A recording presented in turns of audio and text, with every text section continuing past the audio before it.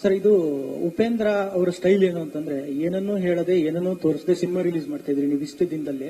ಬರೀ ಒಂದು ಪೋಸ್ಟ್ ಇಟ್ಕೊಂಡು ಸಿನಿಮಾ ರಿಲೀಸ್ ಮಾಡಿದವ್ರು ನೀವು.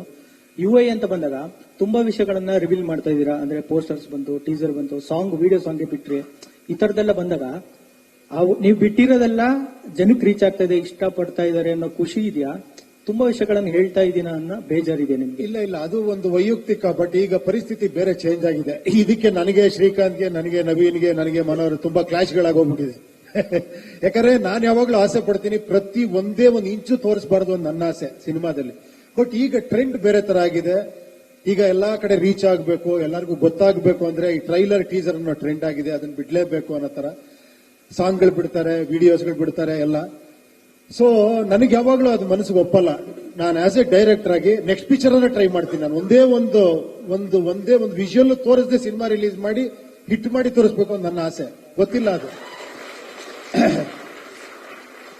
ಬಟ್ ಈಗೀಗ ಹೆಂಗಾಗ್ತಿದೆ ಸಿನಿಮಾಗಳು ಅಂದ್ರೆ ಒಂದು ಸಿಂಪಲ್ ಹೇಳ್ತೀನಿ, ನನಗನ್ಸಿರೋದು ಹೇಳ್ತೀನಿ. ನಾನು ಸರಿ ತಪ್ಪು ಅಂತ ಹೇಳ್ತಿಲ್ಲ, ಇದನ್ನ ನೀವು ಬೇರೆ ಹತ್ರ ತಿಳ್ಕೊಬಾರ್ದು.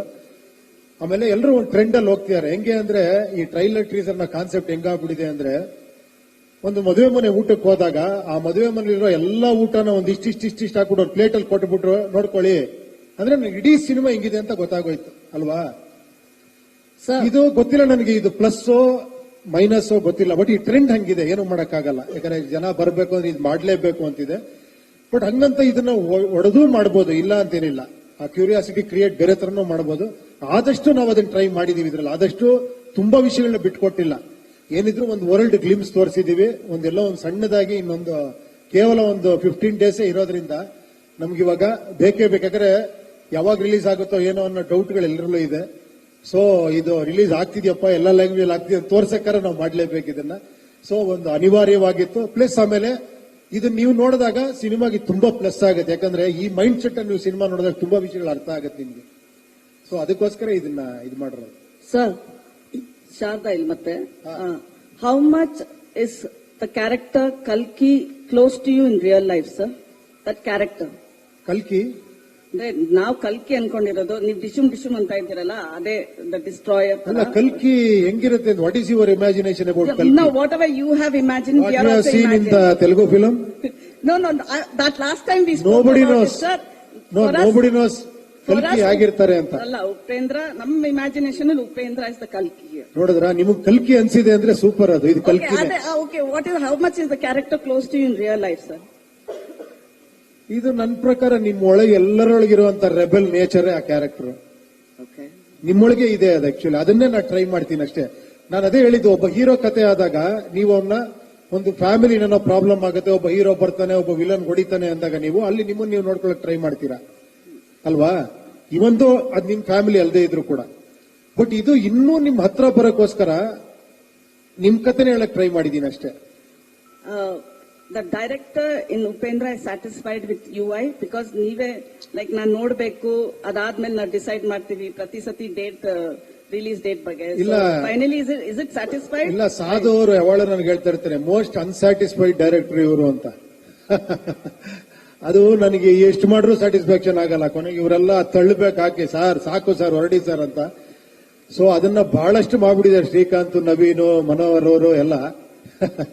ನಾನು ಮಾಡ್ತಾನೆ ಇರ್ತೀನಿ ಅದನ್ನ. ನನಗೆ ಇನ್ನೂ ಏನೋ ಮಾಡ್ಬೇಕು ಅನ್ನಿಸ್ತಾ ಇರುತ್ತೆ. ಬಟ್ ಎಲ್ಲಾ ಡೈರೆಕ್ಟರ್ಗೂ ಇರುತ್ತೆ ಅದು, ಆಕ್ಚುಲಿ ಇಲ್ಲ ಅಂತಲ್ಲ.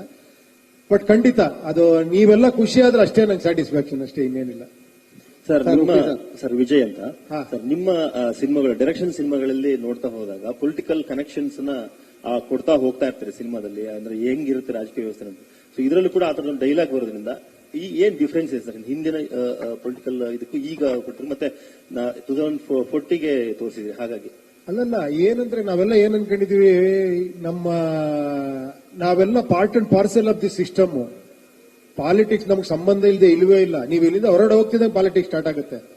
ಯಾವ ರೀತಿ ನಿಮ್ಮ ಆಫೀಸಲ್ಲಿ ಆಗ್ಬೋದು ಅಥವಾ ರೋಡಲ್ಲಿ ಆಗ್ಬೋದು ಅಥವಾ ಇದ್ದೇ ಇರುತ್ತೆ, ಅದು ನಮಗೆ ಗೊತ್ತಿರಲ್ಲ ಅಷ್ಟೇ. ಹಂಗಂತ ಎಲ್ಲಾ ಇದ್ರಲ್ಲೂ ಕೂಡ ಪಾರ್ಟ್ ಬಂದಿರುತ್ತೆ. ಕೆಲವು ಅದನ್ನೇ ಹೇಳ್ತೀವಿ. ಬಟ್ ಈ ಸಿನಿಮಾ ಅದಲ್ಲ, ಅದು ಅಂಡರ್ ಕರೆಂಟ್ ಅಲ್ಲಿ ಇರುತ್ತೆ ಅಷ್ಟೇ ಹೊರತು ಬೇರೆನೆ ನೋಡ್ತೀರಾ ನೀವು. ಮತ್ತೆ ಸಿನಿಮಾದ ಗ್ಲಿಮ್ಸ್ ಗಳನ್ನ ನೋಡಿದಾಗ CG ವರ್ಕ್ ಈ ಸಿನಿಮಾದಲ್ಲಿ ಹಿಂದಿನ ಸಿನಿಮಾದಲ್ಲಿ ನೋಡಿದ್ರು ಇದರಲ್ಲಿ ತುಂಬಾ ಡಿಫ್ರೆಂಟ್ ಆಗಿದೆ ಅಂತ ಅನ್ಸುತ್ತೆ. ಅದರದ ಕಷ್ಟ ನಷ್ಟಗಳು ಹೇಗಿತ್ತು? ಅದಕ್ಕೆ ನೋಡಿ, ನವೀನ್ ಅವರು, ನಿರ್ಮಲ್ ಅವರು ಅವರೇ ಎಲ್ಲ ಮಾಡಿರೋದು. ನವೀನ್ ಅವರು, ನಿರ್ಮಲ್ ಅವರು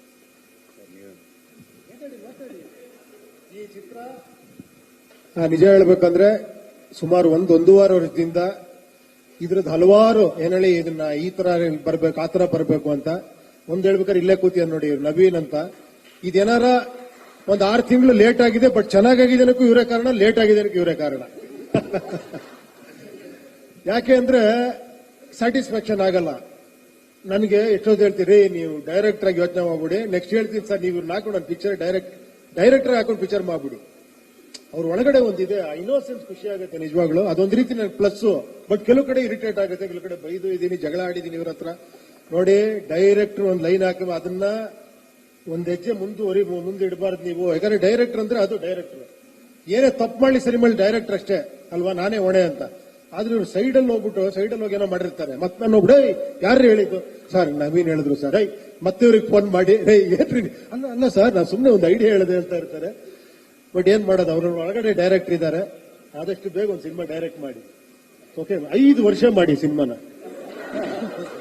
ಒಪ್ಪಿ ಸರ್, ಸಿನಿಮಾದಲ್ಲಿ ಪೋಸ್ಟರ್ ನೋಡಿದ್ರೆ ಸುಮಾರು 4-5 ಗೆಟಪ್ ಅಲ್ಲಿ ಬರ್ತೀರಾ. ಏನಾಗಿರ್ತೀರಾ ಒಪ್ಪಿ ಸರ್ ಅಲ್ಲಿ? ಆ ಗೆಟಪ್ಗಳು ಅವಾಗ ಬಂದೋಗುತ್ತಾ, ಅದು ಏನಾಗಿರ್ತೀರ ಪಾತ್ರ ನಿಮ್ಗೆ ಏನಿರುತ್ತೆ? Thanks for your curiosity. ಈ ಕ್ಯೂರಿಯಾಸಿಟಿ ಹುಟ್ಟಿಸ್ಬೇಕಂದ್ರೆ ಇಷ್ಟೆಲ್ಲ ಒದ್ದಾಟ, ಅದನ್ನೇ ಬಾಯಿ ಬಿಡಿಸ್ಬಿಡ್ಬೇಡಿ ದಯವಿಟ್ಟು. ಆ ಕ್ಯೂರಿಯಾಸಿಟಿ ಹಂಗೆ ಇಟ್ಕೊಳ್ಳಿ. ಇನ್ನೇನಿದ್ರು ಸಿನಿಮಾದಲ್ಲೇ ನೋಡ್ಬೇಕು. ನಾನು ಹೇಳ್ಬಿಟ್ಟಿದ್ದೀನಿ, ನಾನು ಒಂದು ಗ್ಲಿಮ್ಸ್ ತೋರಿಸಲ್ಲ ಅಂತ. ಇನ್ನೇನಿದ್ರು ನೀವೆಲ್ಲ ಸಿನಿಮಾಲೇ ನೋಡ್ತೀರಾ. ಆಮೇಲೆ ಎಲ್ಲಾ ಪೋಸ್ಟಲ್ಲೂ ಕೂಡ ಕಣ್ಣಲ್ಲಿ ಏನೋ ಒಂದು ಕಿಡಿ ಕೋಪ ಆಕ್ರೋಶ ಕಾಣಿಸ್ತಾ ಇದೆ. ಯಾರ ಮೇಲೆ ಅಂತ? ಕೋಪ ಆಕ್ರೋಶನ ಮಜಾನೂ ಇರುತ್ತೆ, ಕಾಮಿಡಿನೂ ಇರುತ್ತೆ. ಹಾಗೆ ನಾವು ಒಂದು ಪೋಸ್ಟರ್ ಆದ ಇಲ್ಲಿ ನಿಮ್ಗೆ ಆಕ್ರೋಶ ತೋರಿಸ್ರಿ ನೀವು ಬರೋದು. ಸರ್ ಒಂದು ಕುತೂಹಲ, ಯಾಕಂದ್ರೆ ನಿಮ್ ಹಿಂದಿನ ಸಿನಿಮಾಗಳ ಡೈರೆಕ್ಷನ್ಸ್ ನೋಡ್ಕೊಂಡಾಗ ಈ ಸಿನಿಮಾದಲ್ಲಿ ನಿಮ್ಮ ಕಾಸ್ಟ್ಯೂಮ್ಸ್ ಗಳ ಬಗ್ಗೆ ಮಾತಾಡಿದಾಗ, ಸರ್ ಕಾಸ್ಟ್ಯೂಮ್ ಡಿಸೈನರ್ ಯಾರು ಸರ್, ಮತ್ತೆ ಹೇಗೆ ಅದನ್ನ ಸೆಲೆಕ್ಟ್ ಮಾಡ್ಕೊಂಡ್ರಿ, ಎಷ್ಟು ಟೈಮ್ ತಗೊಳ್ತಿದ್ರಿ ಅಂತ? ಇಲ್ಲ, ನಿಜವಾಗ್ಲೂ ಇದನ್ನ ನಾನು ಒಂದು ಲಿಸ್ಟೇ ತಗೊಂಡ್ಬರ್ತೀನಿ ಈ ಸಿನಿಮಾಲ್ ವರ್ಕ್ ಮಾಡಿರೋ ನನ್ನ ಟೀಮ್ ಬಗ್ಗೆ. ಯಾಕಂದ್ರೆ ಒಬ್ಬರ ಹೆಸರು ಹೇಳಿ ಒಬ್ಬರ ಹೆಸರು ಬಿಡಬಾರದು. ಡೇ 1 ಒಂದು 2 ಇಯರ್ಸ್ ಇಂದ ಈ ಜರ್ನಿಲ್ ಇದೆಯಲ್ಲ, ಪ್ರತಿಯೊಬ್ಬರು ಕಾಂಟ್ರಿಬ್ಯೂಷನ್ ಇದೆ. ನಿಜ ಹೇಳ್ಬೇಕಾದ್ರೆ ಇಲ್ಲೆಲ್ಲ ಕೂತಿಯಾರಲ್ಲ ನೋಡಿ, ಆ ವಿಜಯ್ ಇಂದ ಹಿಡಿದು, ನಿರ್ಮಲ್ ಇಂದ ಹಿಡಿದು, ನಮ್ಮ ಮಾಸ್ಟರ್ ಇಂದ ಹಿಡಿದು, ನೀವು ಅವ್ರ ವರ್ಕ್ ಎಲ್ಲ ನೀವು ಅಲ್ಲಿ ಥಿಯೇಟರ್ ನೋಡಿದಾಗ ಗೊತ್ತಾಗುತ್ತೆ ಎಂತೆಂತ ಎಕ್ಸ್ಟ್ರಾಂಡ್ರಿ ವರ್ಕ್ ಮಾಡಿದ್ದಾರೆ ಇವರೆಲ್ಲ ಅಂತ. ಎಲ್ಲ ನಮ್ಮ ಸಂತೋಷ್ ಡಿಸೈನರ್ ಇದ್ದಾರೆ ನೋಡಿ, ಕಾನಿ ಸ್ಟುಡಿಯೋಸ್ ಅವರು, ನಮ್ಮ ಆಶಿಕ್ ಅವರು DI ಅಲ್ಲಿ ಎಷ್ಟು ಸಾಧ್ಯವೋ ಅಷ್ಟು ಪ್ರಯತ್ನ ಪಡ್ತಾರೆ. ನಮ್ಮ ಚೇತನ್ ಮಾಸ್ಟರ್ ಇವರು ಎಲ್ಲ, ನೀವು ಆ ಫೈಟ್ಸ್ ನೋಡಿದಾಗ ನಿಮ್ಗೆ ಅನ್ಸುತ್ತೆ. ಅಜನೀಶ್ ಅವ್ರ ಬಗ್ಗೆ ನಾನು ಹೇಳೋದೇ ಬೇಡ, ಇಂಡಿಯಾ ಫಿಗರ್ ಆಗೋಗ್ಬಿಟ್ಟು. ಇವರಿಬ್ರು ಇಂಡಿಯಾ ಫಿಗರ್ ಇವಾಗ, ಇವರು ಇಂಡಿಯಾ ಫಿಗರ್ ಇವಾಗ. ಎಲ್ಲಾ ಲ್ಯಾಂಗ್ವೇಜ್ ಅಲ್ಲಿ ಇದ್ದಾರೆ ಇವರು. ಸೊ ಅದ್ಭುತವಾದ ಮ್ಯೂಸಿಕ್ ಮಾಡ್ತಾರೆ. ನನಗೆ ಬಹಳ ಖುಷಿ ಅನ್ಸಿದೆ ಅಂದ್ರೆ ಅಜನೀಶ್ ಸರ್ ಬಗ್ಗೆ, ಇಷ್ಟು ಬ್ಯುಸಿ ಇದ್ರು ಕೂಡ ಫೋನ್ ಎತ್ತಾರೆ, ಮಾತಾಡ್ತಾರೆ, ಟೈಮ್ ಮಾಡ್ಕೊಂತಾರೆ, ಕೆಲಸನೂ ಮಾಡ್ತಾರೆ. ಅದು ಆಶ್ಚರ್ಯ. 10 ಸಿನಿಮಾ ಮಾಡ್ತಿರ್ಲಿ ಬೇರೆ ಬೇರೆ ಲ್ಯಾಂಗ್ವೇಜ್ ಅಲ್ಲಿ. ಸರ್ ನಾಳೆ ಬೇಕು ಸರ್ ನನಗೆ ಅಂದ್ರೆ ಅದು ಎಷ್ಟು ಗಂಟೆ ಕೂತ್ಕೊಂತಾರೋ ಗೊತ್ತಿಲ್ಲ, ಅದ್ಭುತವಾಗಿ ಆ ಒಂದು ಕಂಟೆಂಟ್ ಕೊಡ್ತಾರೆ. ಅದ್ಭುತವಾದ ಮ್ಯೂಸಿಕ್ ಮಾಡಿದ್ದಾರೆ. ತುಂಬಾ ಥ್ಯಾಂಕ್ಸ್ ನಿಮ್ಮೆಲ್ಲರ ಕಾಂಟ್ರಿಬ್ಯೂಷನ್ಗೆ ಹ್ಯಾಟ್ಸ್ ಆಫ್. ನಿಜವಾಗ್ಲು ಇದು ನಾನು ಸ್ಟೇಜ್ ಅಲ್ಲಿ ಕೂತಿದ್ದೀನಿ ಅಂತ ಹೇಳ್ತಿಲ್ಲ, ನಿಜವಾಗ್ಲು I am also part of this team ಅಷ್ಟೇ. ಇವರೆಲ್ಲ ಇದ್ರೆ ಸಿನಿಮಾ ಅಷ್ಟೇ. ಅದೇ ತರ ತುಂಬಾ ಜನ ಈ ಸಿನಿಮಾಲ್ ವರ್ಕ್ ಮಾಡಿದ್ದಾರೆ. ಕಾಸ್ಟ್ಯೂಮ್ಸ್ ಇಂದ ಹಿಡಿದು ಅಸಿಸ್ಟೆಂಟ್ ಡೈರೆಕ್ಟರ್ಗಳು ಒಂದು ಲಿಸ್ಟೇ ಇದೆ ನೋಡಿ, ಎಲ್ಲ ನಿತ್ಯರಲ್ಲಿ. ನಾನೆಲ್ಲರೂ ಒಬ್ಬರ ಹೆಸರು ಬಿಡಕ್ ರೆಡಿ ಇಲ್ಲ. ನಾನು ಫೈನಲ್ ಏನದು ಅದೇನ್ರಿ ಪ್ರೀ ರಿಲೀಸ್ ಏನೋ ಒಂದು ಇವೆಂಟ್ ಅಲ್ಲಿ ಫುಲ್ ಒಂದು ಲಿಸ್ಟ್ ತಗೊಂಡ್ಬರ್ತೀನಿ. ಅದು ಇಲ್ಲಿಂದ ಅಲ್ಲಿವರೆಗೆ ಇರುತ್ತೆ, ಓದ್ಬಿಡ್ತೀನಿ, ಬೇಜಾರು ಮಾಡ್ಕೊಂಬೇಡಿ. ಸರ್